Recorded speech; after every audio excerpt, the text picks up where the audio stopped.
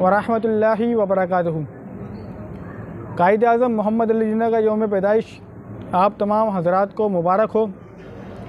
आज के इस दिन के ऊपर हम कायद-ए-आज़म मोहम्मद अली जिन्ना के उस स्टैंड के बारे में बात करेंगे, उस मौक़िफ़ के बारे में बात करेंगे जो फ़लस्तीन के ऊपर था और जो अरब ममालिक के साथ जो इत्तेहाद के उनके साथ मामलत थे उसके ऊपर था। इससे पहले कि पाकिस्तान के चंद दुश्मन कायद-ए-आज़म के बयानात को हज़फ कर दें, पाकिस्तान का स्टैंड जो कश्मीर को फ़लस्तीन के ऊपर रहा है उसको सयाक़ व सबाक़ से हटा के बताएँ। इससे कबल के यौम आज़ादी की तरह फ़लस्तीन के मसले पर भी कायद-ए-आज़म के बयानात को तोड़ मरोड़ के पेश किया जाए। आज मैं आपके सामने कायद-ए-आज़म मोहम्मद अली जिन्ना रहमतुल्लाह अलैह के उन चंद बयानात आपके सामने रखूँगा जो कि उन्होंने दिगर मौक़े पे दिए। बिलख़सूस BBC को जो उन्होंने इंटरव्यू दिया था 1947 के अंदर, वो भी इंशाअल्लाह आपके सामने वो बात रखेंगे।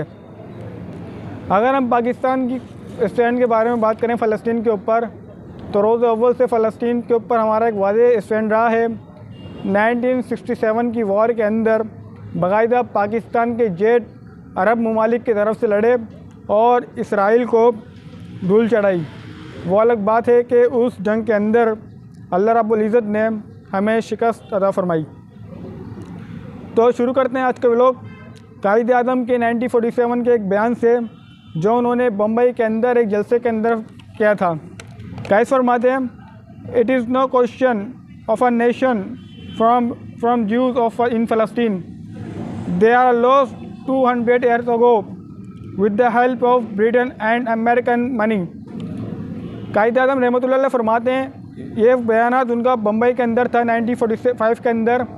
इन्होंने इस बयान के अंदर फरमाया कि जो कि यहूदी हैं उनका फ़लस्तीन के ऊपर कोई हक़ नहीं है और ये 2000 साल कबल इस अर्ज़ मुक़द्दस से निकाल दिए गए थे और आज ब्रिटेन और अमेरिकन लॉबी और उनकी प्रोपेगेंडे के बाइस आज ये फिर से आबाद होने जा रहे हैं।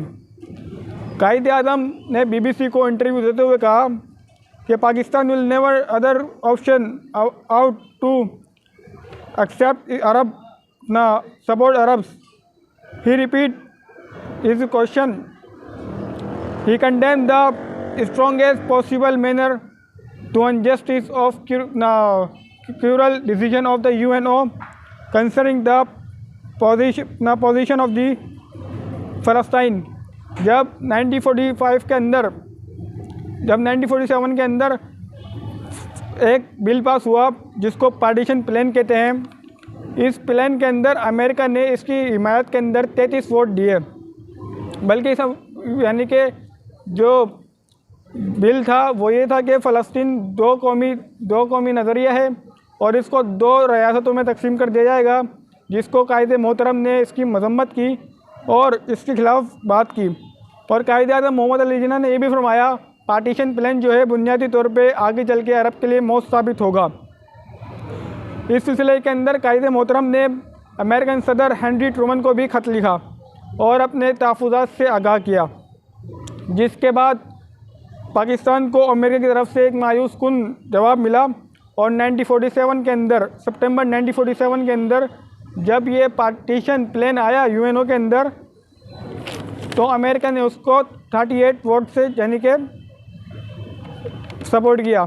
कायद-ए-आज़म हेनरी ट्रूमन को लिखते हैं, come to no decision to divide it Pakistan against all effects and uprising of Arabs।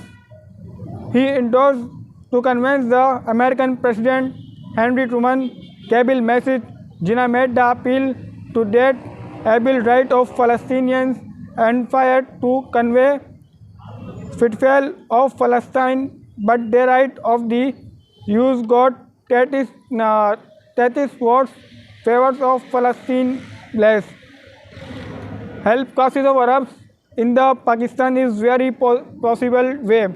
Quaid-e-Azam रहमतुल्लाह अलैह ने यह भी फरमाया कि हर मुमकिन यानी कि जाके अरब ममालिक की जो है मदद की जाएगी।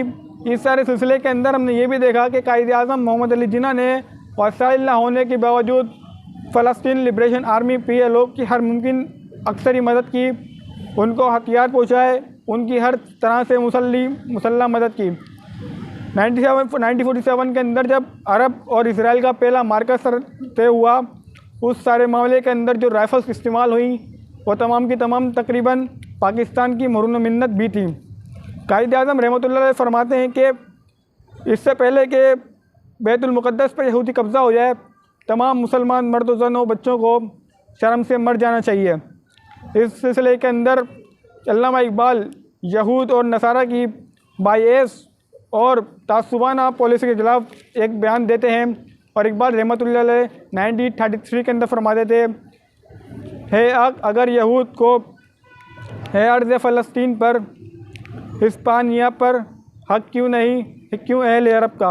यानी कि अल्लामा इकबाल अलैह रहमा फरमाते हैं कि अगर यहूदियों का अगर हम हक तस्लीम कर लें फ़लस्तीन अर्ज़ मुक़द्दस पर, तो क्यों नहीं ना स्पेन के ऊपर अरबों का हक, क्योंकि किसी ज़माने के अंदर हिस्पैनिया जो था यानी कि स्पेन, वहाँ पर अरब ममालिक की हुकूमत थी।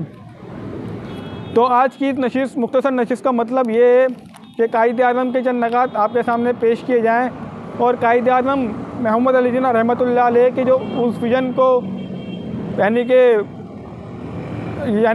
कि प्रमोट किया जाए जो कायद-ए-आज़म रहमतुल्लाह अलैह का पहले रोज़ से था। आज की नशिस्त करने का मकसद बुनियादी तौर पर यह था कि जो लोग पाकिस्तान को एक सेकुलर स्टेट साबित करना चाहते हैं और कर रहे हैं, वो लोग कायद-ए-आज़म मोहम्मद अली जिन्ना के बयानात को, उनकी तकारीर को और उनका जो जद्दोजहद है आज़ादी को एक नए तनाजुर से पेश करना चाहते हैं। तो ये अंदेशा बदस्तूर मौजूद है कि वो लोग अब भी ये इक़दाम करें, क्योंकि हमारी इत्तलात के मुताबिक एक पाकिस्तानी वज़ीर, इनका नाम अभी तक मंज़र-ए-आम पे नहीं आया और ये ख़बर अब तक रियासती इदारों ने कंफर्म नहीं की कि पाकिस्तान के वज़ीर जो हैं इसराइल का खुफिया दौरा किया है। और गुज़िश्ता दिनों जो रिपोर्ट आई थी, उन्होंने इसराइली जरीदे ने ये दावा किया है कि पाकिस्तान जो है इसराइल को तस्लीम करने जा रहा है। एक अहम तकरीर कायद-ए-आज़म ने 1944 के अंदर भी की, जो कि अलीगढ़ यूनिवर्सिटी के तलबा से की। तलबा कन्वेंशन से कायद मोहतरम ने फरमाया कि हमें हर सूरत अरब की हिमायत करनी है ताकि वो अर्ज़ मुक़द्दस से यहूदियों का सफाया कर सकें। कायद-ए-आज़म ने इस मौके पर जो वायसराय थे उनको उनका वादा याद दिलाते हुए कहा कि आप अपने वादे के मुताबिक अरब ममालिक का साथ दें और हिंदुस्तान की बिल्कुल पोजीशन वाज़े करें, क्योंकि फ़लस्तीन का जो मसला है मुसलमानों ने हिंद के लिए मरने और जीने का यानी कि मसला है। इस सारे सिलसिले के अंदर आज़ादी तहरीक के साथ साथ फ़लस्तीन के मामलात भी तय होते रहे हिंदुस्तान के अंदर। कायद-ए-आज़म समेत दीगर अहम रहनुमा, जिनमें इकबाल रहमतुल्लाह अलैह भी शामिल थे, उन्होंने इस सिलसिले के अंदर एक अहम किरदार अदा किया और उम्मत मुस्लिमा जो कि हिंदुस्तान में थी, उनके लिए एक बहुत यानी कि नुमाया किरदार अदा किया। अब तक के लिए इतना ही।